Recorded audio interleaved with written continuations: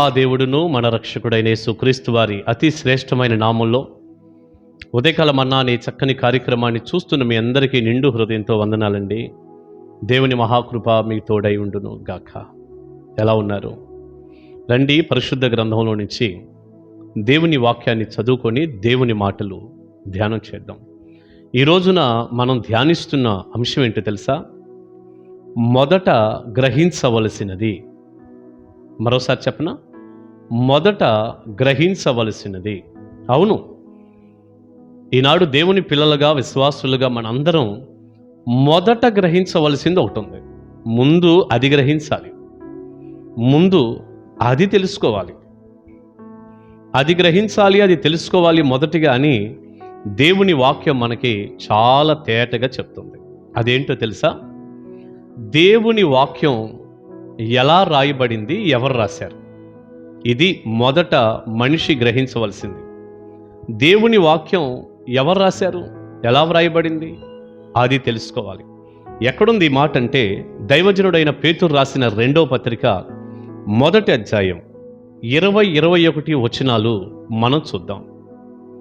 ఒకడు తన ఊహను బట్టి చెప్పుట వలన లేఖనములో ఏ ప్రవచనమునో పుట్టదని మొదట గ్రహించుకొనవలెను.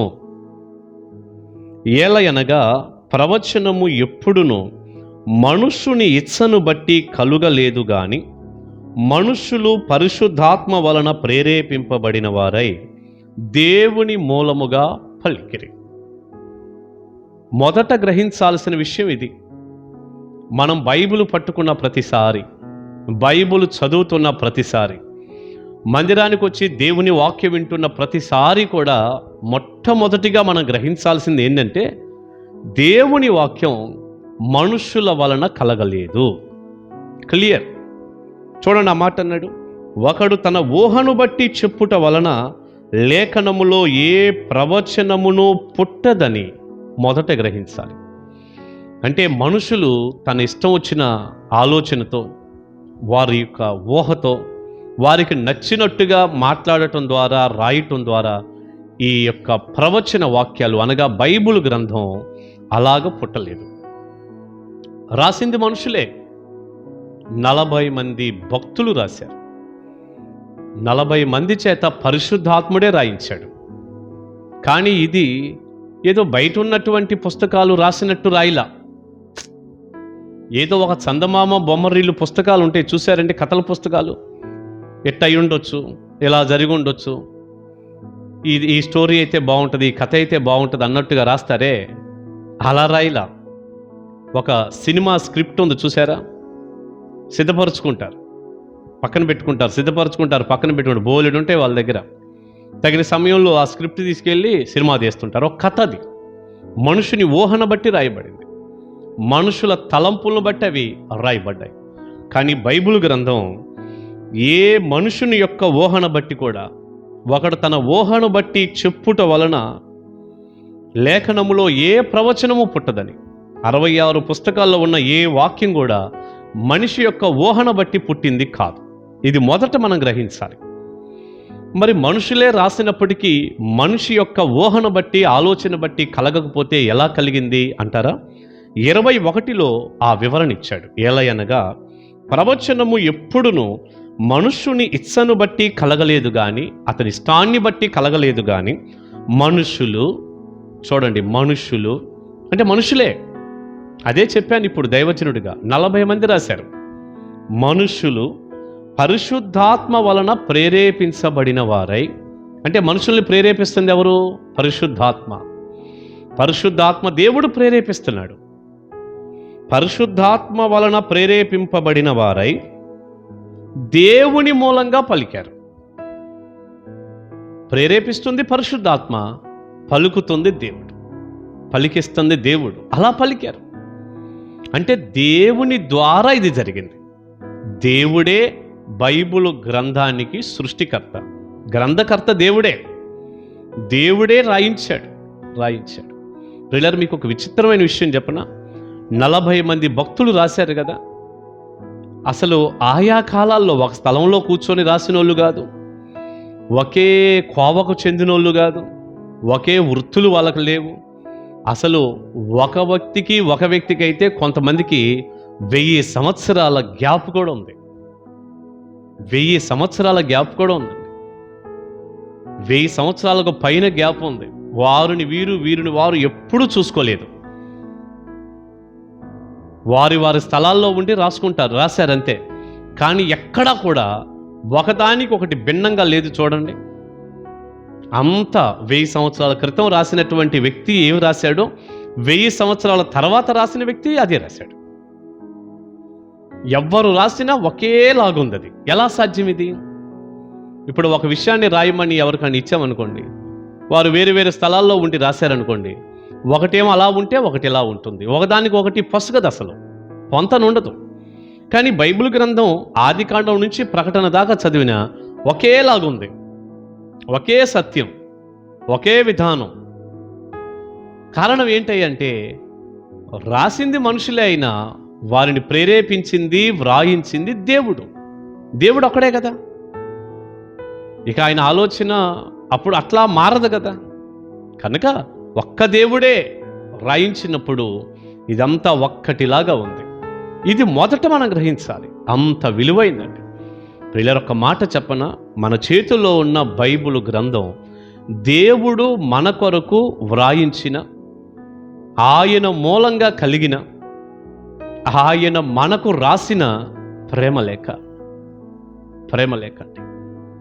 దీని కొరకు ఎంతోమంది ఎన్నో రీతులుగా ప్రయాసపడ్డారు.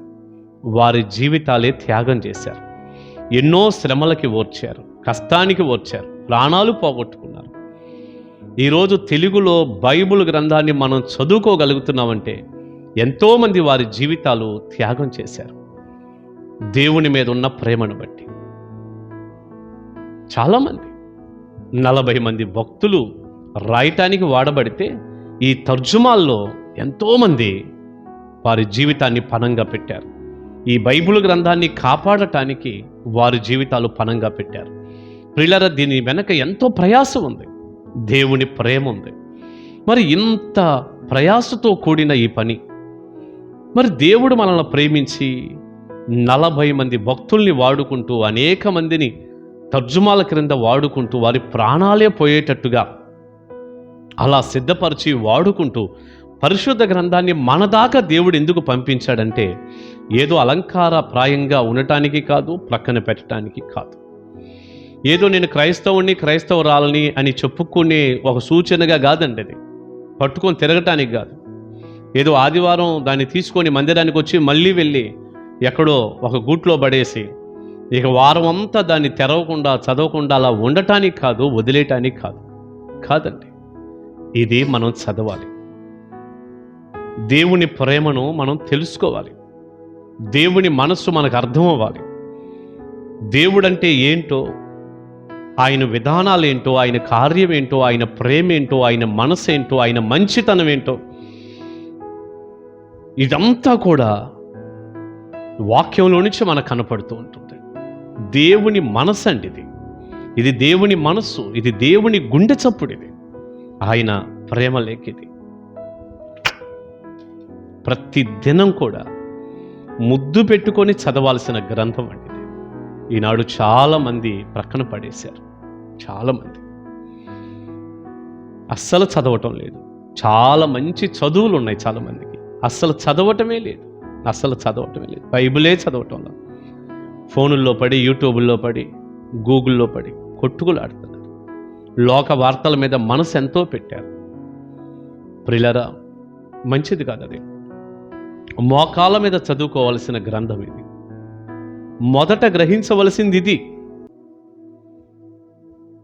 నా మట్టుకు నేను చాలాసార్లు అంటుంటాను మా మందిరంలో చెప్పేటప్పుడు, 4వ తరగతి వరకన్నా నేను చదువుకోవటానికి సహాయపడిన దేవుడు స్తుతింపబడునుగాక. ఆ 4వ తరగతి నేను చదవలేదనుకోండి, ఈరోజు నా బైబిల్ గ్రంథాన్ని చదివి ఈ మాధుర్యాన్ని నేను అనుభవించే అవకాశం ఉండేది కాదు. ఇక వింటమే కానీ ఆ ఛాన్స్ ఉండేది కాదు. కానీ దేవుడికి నేను ఎంత రుణస్తుని. నాకు 4 తరగతుల చదువు ఇచ్చాడు. ప్రియ బిడ్డ, మీరు ఇంకా ఎక్కువ చదివారు కదా, మరి బైబిల్ గ్రంథాన్ని ఎలా చదువుతున్నారు? చదవండి. అన్ని ఆశీర్వాదాలు దేవుని వాక్యం చదవటంలోనే మనకు కలుగుతాయి. మొదట గ్రహించవలసింది ఈ సంగతి. మనుషుని ఇష్టాన్ని బట్టి, ఊహన బట్టి ఈ ప్రవచన గ్రంథం, బైబిల్ గ్రంథం పుట్టలేదు. మనుషులు పరిశుద్ధాత్మ వలన ప్రేరేపింపబడిన వారై దేవుని మూలంగా పలికారు. ఇది దేవుని గ్రంథం, ఇది దేవుని పుస్తకం, ఇది దేవుని నోటి మాట. చదివి దీవించబడండి. దైవ దీవెన నిండుగా మీకుండునుగాక. ఆమేన్. ప్రార్థన చేసుకుందాం. పరిశుద్ధుడా, ప్రేమగల తండ్రి, విత్తబడిన ఈ సందేశం బిడ్డలకు దీవెనకరంగా మార్చినందుకు వందనాలు.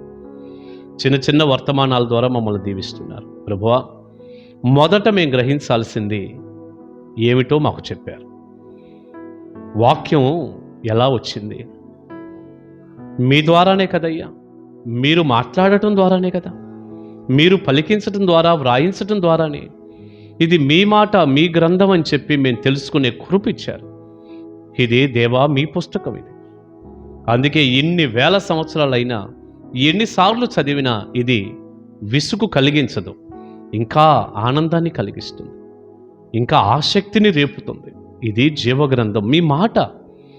ఇది గ్రహించినటువంటి వ్యక్తులుగా మమ్మల్ని అందరినీ చేయండి. ఈ వర్తమానం దీవెనగా మార్చి ఎంతమంది అయితే ఇక నుండి నేను పరిశుద్ధ గ్రంథాన్ని క్రమంగా నేను చదవాల్సిందేనని ఆలోచిస్తున్నారు, వారందరికీ మీ దీవెన దయచేయండి. మీ వాక్యం చదువుతూ ఉండగానే పరిశుద్ధాత్మ తండ్రి వారిని ఆశీర్వదించండి. యేసు నామాని ప్రార్థన మనవులు అడుగుచున్నాను తండ్రి. Amen. Amen. God bless you. దేవుని మహాకృప మీకు తోడే ఉండును గాక. కలుసుకుందాం.